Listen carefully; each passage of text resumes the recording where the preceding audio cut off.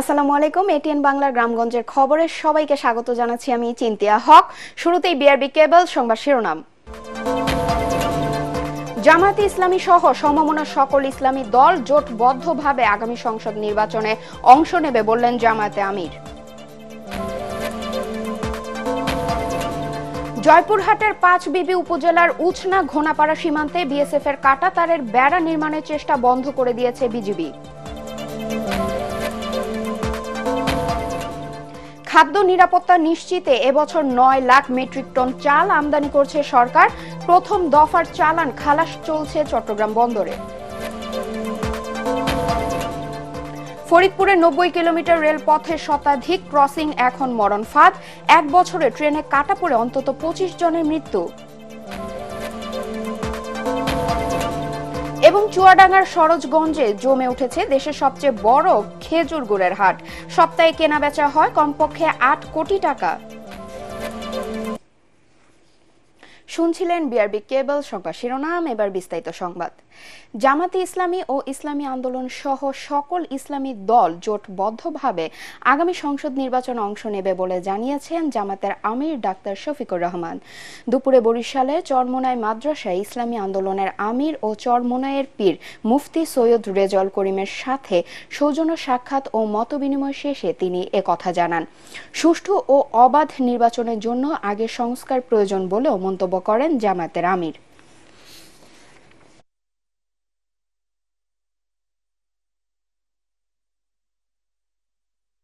জনগণের প্রত্যাশা, দেশের দেশপ্রেমিক ইসলামী জনতার প্রত্যাশা হচ্ছে যে সব কেন্দ্রে যেন একটা বাক্স থাকে। দোয়া করবেন, আপনারা ধরে নিবেন কেন? আপনারা দোয়াও করতে থাকেন এখন থেকে। শুধু ধরলে হবে, আপনাদের সহযোগিতা লাগবে না? আমরা তো আপনাদেরও সহযোগিতা চাই, সবার সহযোগিতা লাগবে। বাংলাদেশের জনগণের মনে আকাঙ্ক্ষা যে ইসলাম একবার এই কায়েম হোক, কারণ এদেশের মানুষও মতবাদ দেখেছে। আমরা বলে দিয়েছি ইতিমধ্যে আমাদের উদ্দেশ্য আল্লাহর জন্য আমরা একত্রিত হয়েছি, এর বাইরে আমাদের কোনো উদ্দেশ্য নেই। আমাদের এই মিলন মেলানটা শুধু আল্লাহর জন্য। আমরা আসলে আগে থেকে বলে আসছি যে ইসলামের পক্ষে যেন আমরা একটা বাক্স পাঠাতে পারি। এই প্রচেষ্টা আমাদের আগে পরে চলছে, এখনও চলছে। তা আপনাদের সবাই সহযোগিতা এবং দোয়া চাচ্ছি, কারণ 53 বছরে আমাদেরকে ইসলামপন্থী রাজনৈতিক মাঠে যারা আমরা আছি, বিভিন্ন কৌশলে আমাদেরকে তারা দূরে রেখেছে। জয়পুরহাটের পাঁচবিবি উপজেলার উছনা ঘোনাপাড়া সীমান্তে বিএসএফ এর কাঁটাতারের বেড়া নির্মাণের চেষ্টা বন্ধ করে দিয়েছে বিজিবি। স্থানীয়রা জানায় সকালে ভারতীয় চোখগোপাল ক্যাম্পের বিএসএফ সদস্যরা বাংলাদেশ অংশের ২০ বিজিবি হাটখোলা বিওপির আওতাধীন পূর্ব উছনা গ্রামের 0 পয়েন্ট থেকে আনুমানিক ৩০ গজ দূরে ভারতীয় অংশে সীমান্ত আইন লঙ্ঘন করে কাঁটাতার ও বাঁশের বেড়া নির্মাণ কাজ শুরু করে। এ সময় স্থানীয়রা বিজিবিকে খবর দিলে হাটখোলা বিওপির বিজিবি সদস্যরা বাধা দেয়। বিজিবির বাধার মুখে বিএসএফ নির্মাণ সামগ্রী নিয়ে চলে যেতে বাধ্য হয়। এ ঘটনায় বিজিবি ও বিএসএফ এর কোম্পানি কমান্ডার পর্যায়ে পতাকা বৈঠক অনুষ্ঠিত হওয়ার কথা রয়েছে। খাদ্য নিরাপত্তা নিশ্চিতে এবছর ৯ লাখ মেট্রিক টন চাল আমদানি করছে সরকার। প্রথম দফায় ভারত থেকে আনা ৫২,০০০ মেট্রিক টন ও মিয়ানমার থেকে আসা ২২,০০০ মেট্রিক টন চাল খালাস চলছে চট্টগ্রাম সমুদ্র বন্দরে। এতে চালের দাম কমতে শুরু করেছে জানিয়ে খাদ্য উপদেষ্টা বলেন, আসন্ন রমজানে সারা দেশে ৫০ লাখ মানুষকে প্রতি মাসে ১৫ টাকা দরে ৩০ কেজি করে চাল দেবে সরকার। চট্টগ্রাম থেকে আবুল হাসনাতের রিপোর্ট, জানাচ্ছেন তামান্না জেনিফার। আমন মৌসুমে কয়েক দফা বন্যায় এবার সারা দেশে ফসলের ব্যাপক ক্ষতি হয়। ভরা মৌসুমে সরকারি গুদামেও মিলছে না কাঙ্ক্ষিত পরিমাণে ধান ও চাল, যার নেতিবাচক প্রভাব পড়েছে চালের বাজারে। এমন পরিস্থিতিতে মজুদ বাড়াতে সরকার চাল আমদানির সিদ্ধান্ত নেয়। প্রথম দফায় ৪.৫ লাখ টন চাল আমদানি চুক্তির মধ্যে ভারত ও মিয়ানমার থেকে আসা ৭৪,০০০ মেট্রিক টন চাল খালাস চলছে চট্টগ্রাম বন্দরে। এই খালাস প্রক্রিয়া দেখতে এসে খাদ্য ও ভূমি উপদেষ্টা আলী ইমাম মজুমদার বলেন, আমদানির ফলে দাম বৃদ্ধি রোধ এবং মোটা চালের দাম কমতে শুরু করেছে। ৩ থেকে ৫ টাকা পর্যন্ত কমছে, বিশেষ করে মোটা চালের আর কি।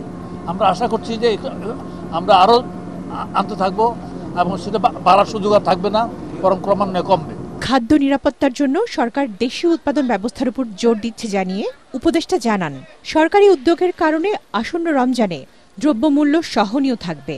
খাদ্য বান্ধব কর্মসূচির আওতায় সারা দেশে ৫০ লাখ মানুষকে প্রতি মাসে ১৫ টাকা দরে ৩০ কেজি করে চাল দেয়া হবে। ৫০ লাখ লোক মাসে ৩০ কেজি করে চাল পাবে। দরিদ্র শ্রেণীর লোক ৩০ লাখ লোক মানে ১৫ টাকা কেজিতে। এই রমজান মাস তারপরে পরপর ২ মাস পাবে এটা। খাদ্য মন্ত্রণালয়ের তথ্য অনুযায়ী গত বছর বিদেশ থেকে কোনো চাল আমদানি করা হয়নি। ২০২৩ সালে আমদানির পরিমাণ ছিল ৬,৩৩,০০০ টন, ২০২২ সালে ৬,৮৩,০০০ টন, ২০২১ সালে ৫,৭২,০০০ টন চাল। খাদ্য মন্ত্রণালয়ের তথ্য অনুযায়ী সরকারি গুদামে এখন ১২,৫২,০০০ টন খাদ্যশস্য মজুদ রয়েছে, আর গত বছর এই সময়ে মজুদের পরিমাণ ছিল ১৫ lakh ton. Bureau report, ATN Bangla. বেনজিরের সাভানা ইকো রিসোর্টে আয়কর নথি যাচাই করে বড় অঙ্কের কর ফাঁকির তথ্য পেয়েছে জাতীয় রাজস্ব board NBR. Central intelligence cell গোপালগঞ্জে অবস্থিত ওই রিসোর্টে অভিযান চালিয়ে তথ্য জানায়। তদন্ত শেষে প্রয়োজনে মামলা করা হবে বলেও জানান কর্মকর্তারা। গোপালগঞ্জ প্রতিনিধি হাসান মাহমুদের রিপোর্ট, জানাচ্ছেন মনির হোসেন তপু। র্যাবের মহাপরিচালক ও পুলিশের আইজি থাকা অবস্থায় গোপালগঞ্জে সাভানা ইকো রিসোর্ট গড়ে তোলেন বিদেশে পলাতক বেনজির আহমেদ। এই রিসোর্টের জমি এবং স্থাপনা নিয়ে এরই মধ্যে আলোচনার ঝড় উঠে সবখানে। প্রশ্ন উঠে পুলিশের শীর্ষ পদে থেকে বিপুল সম্পদের মালিক বনে যাওয়া নিয়ে।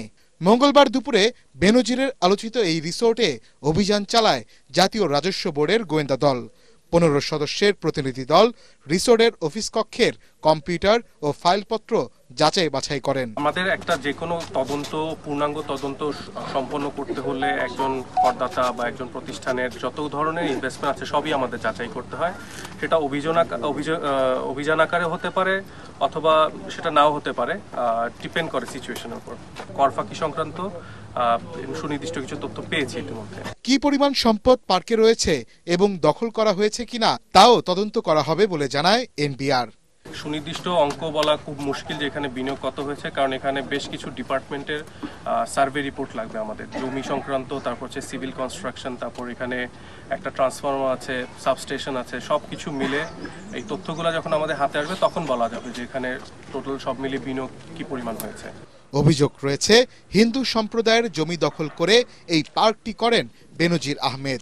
গত বছরের জুন মাসে নানা অনিয়ম ও দুর্নীতির অভিযোগে বর্তমানে পার্কটি রিসিভার নিয়োগের মাধ্যমে পরিচালিত হচ্ছে। Bureau report, ATN Bangla. ফরিদপুরের বসন্তপুর হতে ভাঙ্গা এবং মধুখালী হতে ভাটিয়াপাড়া পর্যন্ত ৯০ কিলোমিটার রেল সড়কের শতাধিক রেল ক্রসিং পরিণত হচ্ছে মরণ ফাঁদে। এক পরিসংখ্যানে দেখা যায় গত ১ বছরে অরক্ষিত রেল ক্রসিং পারাপারের সময় ট্রেনে কাটা পড়ে অন্তত ২৫ জনের মৃত্যু হয়েছে, আহত হয়েছে অসংখ্য মানুষ। ফরিদপুর প্রতিনিধি কামরুজ্জামান সোহেলের রিপোর্ট, জানাচ্ছেন জাহিদুল আলম। পদ্মা সেতু চালুর ফলে ফরিদপুরের উপর দিয়ে রেল চলাচল বেড়েছে কয়েক গুণ। বর্তমানে এই রুটে সুন্দরবন, বেনাপোল ও মধুমতি সহ ৫টি ট্রেন দিনে ১০ বার যাতায়াত করে। রেললাইন পারাপারের জন্য ফরিদপুরের বসন্তপুর হতে ভাঙ্গা পর্যন্ত, মধুখালী থেকে ভাটিয়াপাড়া পর্যন্ত শতাধিক রেল ক্রসিং রয়েছে, যার অধিকাংশেরই নেই কোনো গেট এবং গেটম্যান। অরক্ষিত এসব রেল গেটে প্রায় ঘটছে দুর্ঘটনা। সবশেষ গত ৭ জানুয়ারি রেল মাইক্রোবাস সংঘর্ষে ৬ জন নিহত হন। এছাড়া গেল ১ বছরে ফরিদপুরের ট্রেনে কাটা পড়ে ২৫ জনের মৃত্যু হয়েছে। তবুও টনক নড়েনি রেল কর্তৃপক্ষের। রাস্তার পাশে দুই পাশে যে দোকান আছে, এই দোকানের কারণে আমরা কিছু দেখতে পারি না। দোকানগুলো যদি না থাকতো তাহলে আমাকে দেখা একটু সুবিধা হতো। গেটম্যান থাকতো, গেটম্যান থাকলে গেট থাকতো, গেট থাকলে আমাকে জিনিসটা আর কোনো ক্ষয়ক্ষতি হতো না। গেট এবং গেটম্যান না থাকার কারণে প্রায়শই এখানে দুর্ঘটনা ঘটে থাকে। আমরা এর থেকে পরিত্রাণ পাওয়ার জন্য সরকারের কাছে জোর দাবি জানাচ্ছি। এদিকে জরিপ করে প্রয়োজন অনুযায়ী দ্রুত রেলগেট নির্মাণের কথা জানায় রেল পুলিশ। অরক্ষিত যে রেলগেট গুলো আছে সেই সংক্রান্তে আমরা রেলের যারা ঊর্ধ্বতন কর্তৃপক্ষ আছে তাদের সঙ্গে আলোচনা করছি। তারা নিজস্ব টিম দিয়ে এটা সার্ভে করে যেখানে প্রয়োজনীয়তা আছে সেখানে তারা স্থায়ীভাবে লেভেল ক্রসিং এর ব্যবস্থা গ্রহণ করবে। দুর্ঘটনা রোধে রেল ক্রসিংগুলোকে সুরক্ষিত করা সহ গেটম্যান নিয়োগের দাবি এলাকাবাসীর। Bureau report, ATN Bangla. স্থিতিশীলতার জন্য বাংলাদেশের স্বাভাবিক রাজনীতি, সামাজিক সুন্দর পরিবেশ ও অর্থনৈতিক শৃঙ্খলা দরকার বলে মন্তব্য করেছেন বিএনপির যুগ্ম মহাসচিব শহীদউদ্দিন চৌধুরী অ্যানি। দুপুরে লক্ষ্মীপুরে কলেজ রোড ক্রীড়া সংঘের উদ্যোগে আয়োজিত মরহুম আরাফাত রহমান স্মৃতি টি-20 ক্রিকেট টুর্নামেন্টের উদ্বোধনী অনুষ্ঠানে তিনি এ মন্তব্য করেন। রাষ্ট্রনায়ক হিসেবে তারেক রহমানের বিকল্প বিএনপি সহ কোনো দলই নেই বলে মনে করেন শহীদউদ্দিন চৌধুরী অ্যানি। জেলা বিএনপির সদস্য সচিব শাহাবুদ্দিন সাবু, সদর উপজেলা বিএনপির আহ্বায়ক মাইনুদ্দিন চৌধুরী রিয়াজ ও জেলা শ্রমিক দলের সভাপতি এম এ হাশেম এ সময় উপস্থিত ছিলেন। বাংলাদেশে একটা স্বাভাবিক রাজনীতি দরকার, সামাজিক একটা সুন্দর পরিবেশ দরকার, একটা অর্থনৈতিক শৃঙ্খলা দরকার।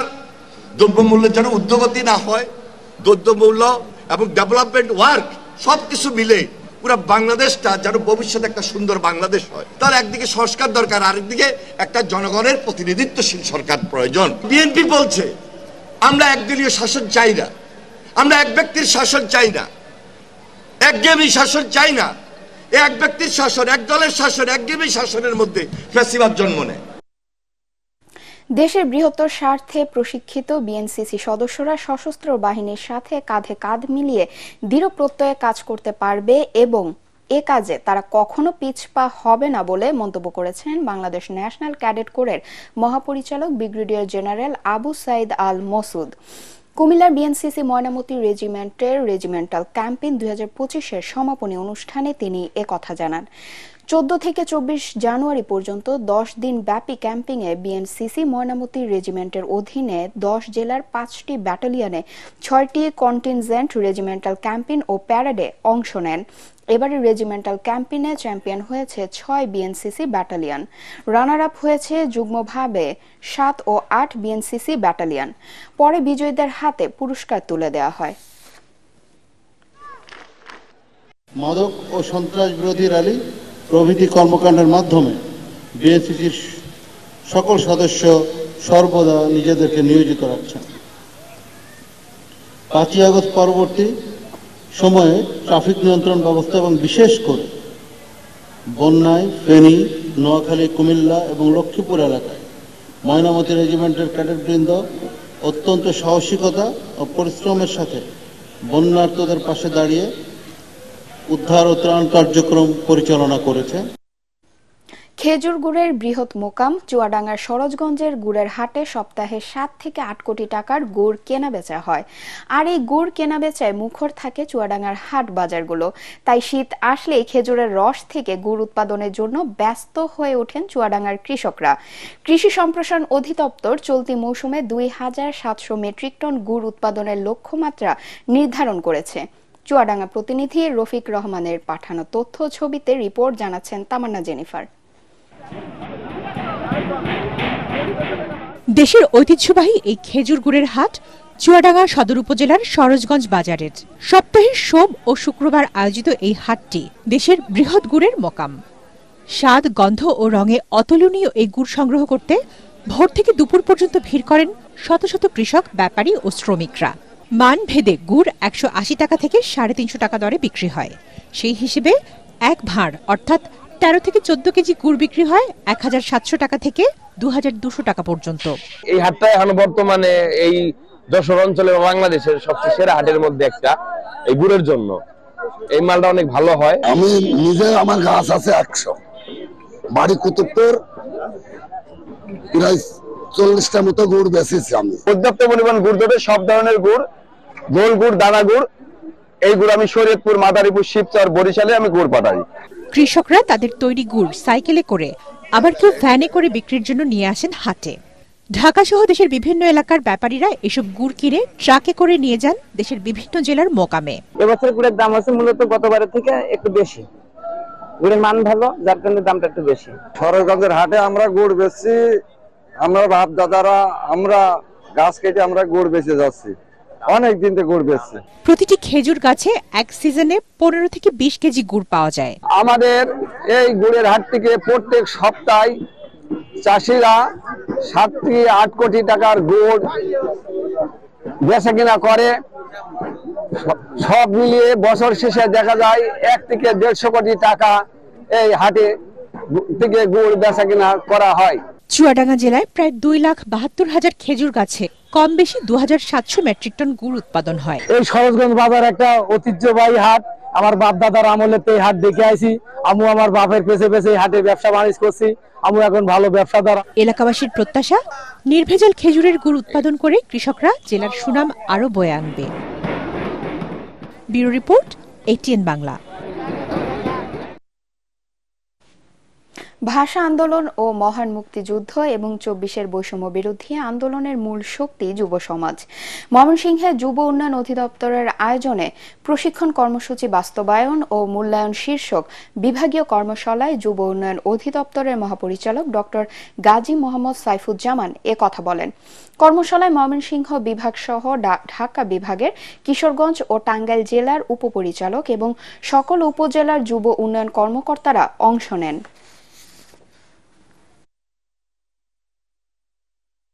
ফরিদপুরে এবছর সরিষা চাষ লক্ষ্যমাত্রা ছাড়িয়ে গেছে।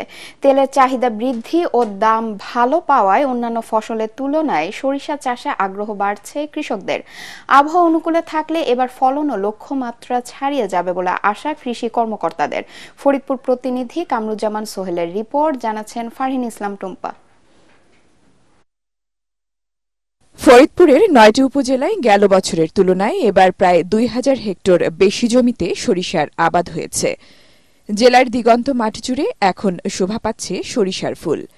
উচ্চ ফলনশীল বাড়ি 14, বাড়ি 15, বাড়ি 16, বিনা 4 সহ টরি 7 জাতের সরিষার চাষ করেছেন কৃষকরা। আবহাওয়া অনুকূলে থাকায় ভালো ফলনের আশা তাদের।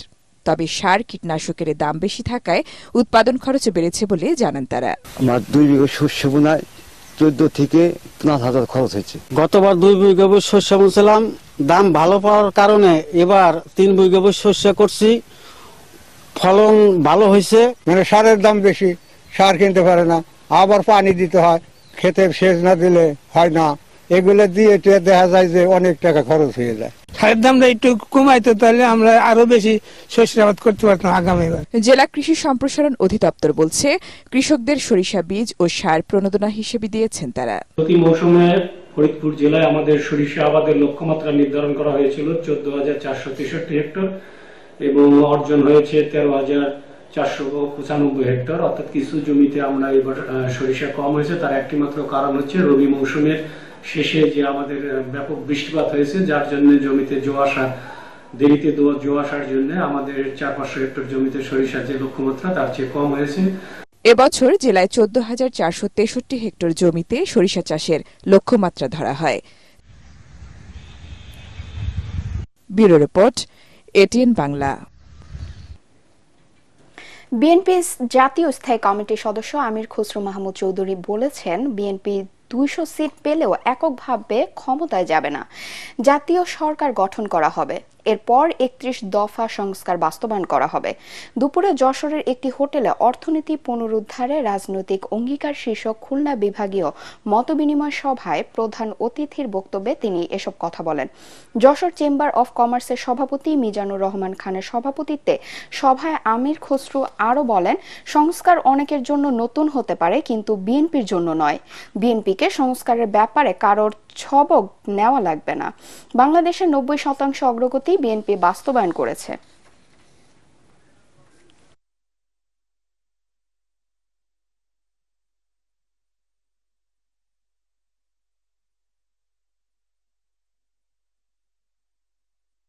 বিএনপি যদি 300 সিটের মধ্যে 200 সিটও পায়, আমরা কিন্তু একটা সরকার গঠন করব না, আমরা জাতীয় সরকার গঠন করব এবং সেই সরকারের মাধ্যমে 31 দফা সংস্কার বাস্তবায়ন করব। আমাদের পক্ষে যা বলার একটু পরিষ্কার বলা হয়েছে। এরপরেও যদি কেউ সংস্কার করতে থাকে, আমাদের তো কিছু বলার নেই। নতুন বাংলাদেশ গড়ার লক্ষ্যে তারুণের উৎসব 2025 উদযাপন উপলক্ষে কিশোরগঞ্জে সেমিনার অনুষ্ঠিত হয়েছে। সকালে জেলা প্রশাসকের সম্মেলন কক্ষে এই সেমিনারের আয়োজন করা হয়। উদ্বোধন করেন জেলা প্রশাসক ফৌজিয়া খানম। এ সময় তিনি বলেন, আজকের তরুণরা তাদের চিন্তা ভাবনা, কর্ম এবং উদ্ভাবন দ্বারা বাংলাদেশকে একটি সমৃদ্ধ, আধুনিক এবং প্রযুক্তি নির্ভর দেশ হিসেবে গড়ে তুলতে সক্ষম হবে। অতিরিক্ত জেলা প্রশাসক জেসমিন আক্তার, অতিরিক্ত পুলিশ সুপার মন্তোষ বিশ্বাস, কিশোরগঞ্জ জেলা ছাত্রদলের সাধারণ সম্পাদক ফেরদৌস আহমেদ নেভিন সহ বৈষম্য বিরোধী ছাত্র আন্দোলনের নেতারা সেমিনারে উপস্থিত ছিলেন। এর আগে বৈষম্য বিরোধী ছাত্র আন্দোলনে নিহতদের স্মরণে 1 মিনিট নীরবতা পালন করা হয়। মাদারীপুরে অনুষ্ঠিত হলো তারুণের ভাবনায় আগামীর বাংলাদেশ শীর্ষক কর্মশালা। মাদারীপুর পৌরসভার আয়োজনে কর্মশালায় প্রধান অতিথি ছিলেন জেলা প্রশাসক ইয়াসমিন আক্তার। অন্যান্যদের মধ্যে বক্তব্য রাখেন মাদারীপুর পৌরসভার প্রশাসক ও উপসচিব মোহাম্মদ হাবিবুল আলম, পৌরসভার নির্বাহী কর্মকর্তা খন্দকার আবু আহমেদ ফিরোজ ইলিয়াস ও নির্বাহী প্রকৌশলী শেখ আবুল কালাম। বক্তারা আগামীর বাংলাদেশ স্বাস্থ্য, শিক্ষা ও আইন ব্যবস্থার উন্নয়নে তারুণের বাংলাদেশ হবে বলে মন্তব্য করেন। পরে কর্মশালায় অংশগ্রহণকারীদের মাঝে সনদপত্র বিতরণ করা হয়।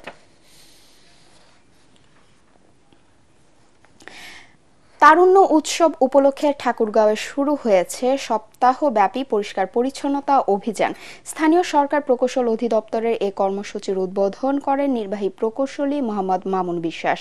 এ সময় সংশ্লিষ্ট অধিদপ্তরের আশপাশের এলাকায় এবং ড্রেন পরিষ্কার করা হয়। অধিদপ্তরের সকল কর্মকর্তা কর্মচারী পরিচ্ছন্নতা অভিযানে অংশ নেন।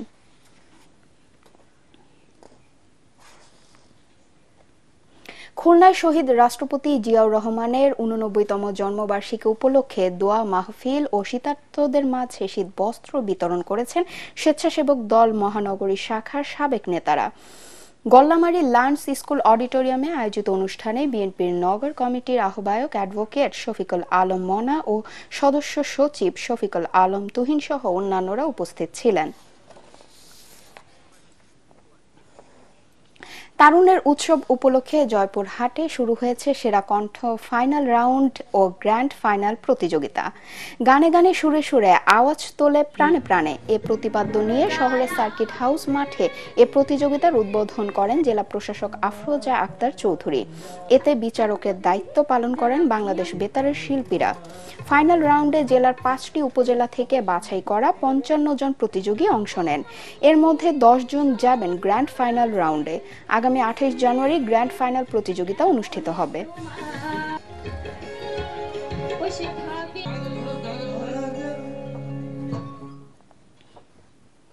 তারুণের উৎসব উপলক্ষে নাটোরে শুরু হয়েছে জাতীয় গোল্ড ক্লাব অনূর্ধ্ব 17 ফুটবল টুর্নামেন্ট।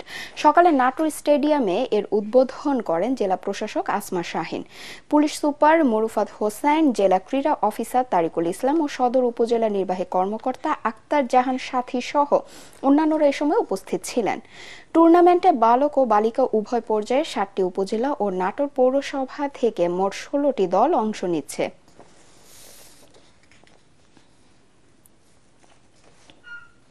এসো দেশ বদলাই, পৃথিবী বদলাই এ স্লোগানকে সামনে রেখে তারুণের উৎসব উপলক্ষে খাগড়াছড়িতেও শুরু হয়েছে বালক বালিকা অনূর্ধ্ব 17 গোল্ড ক্লাব ফুটবল টুর্নামেন্ট। জেলা প্রশাসন ও জেলা ক্রীড়া অফিসের আয়োজন করে। উদ্বোধনী অনুষ্ঠানে জেলা প্রশাসক ABM ইফতেখারুল ইসলাম খন্দকার ও পুলিশ সুপার আরিফিন জুয়েল সহ অন্যান্যরা উপস্থিত ছিলেন।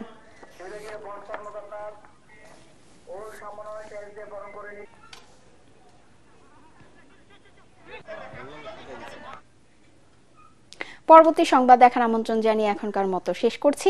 ATN বাংলা সংবাদ ইউটিউবে দেখতে ব্রাউজ করুন youtube/ATN বাংলা নিউজ। ধন্যবাদ সবাইকে।